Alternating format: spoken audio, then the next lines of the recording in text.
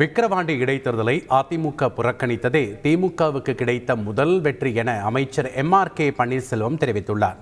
Kuwait தீ விபத்தில் உயிரிழந்த முட்டம் கிராமத்தைச் சேர்ந்த சின்னதுரையின் குடும்பத்தினரிடம் 5 லட்சம் ரூபாய் நிவாரணத் தொகைக்கான காசோலையை MRK பன்னீர்செல்வம் வழங்கினார்.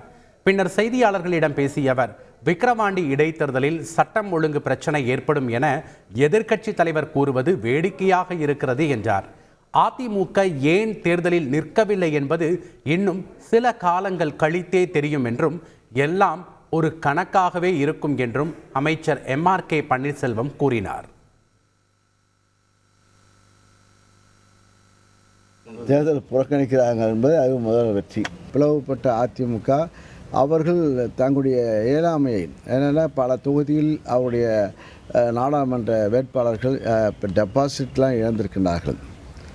அதுபோல் இழக்கக்கூடிய வருமுன் காப்போம் என்ற அடிப்படையில் வருமுன்னாகவே அவர்கள் அந்த நிலையை உணர்ந்து தங்களுடைய நிற்க முடியாது, நிற்கவில்லை. அது ஒரு காரணம், நாங்கள் இப்போ சட்டம் ஒழுங்கு இருக்காது என்பது தெரிவித்து கொண்டு அவர்கள்.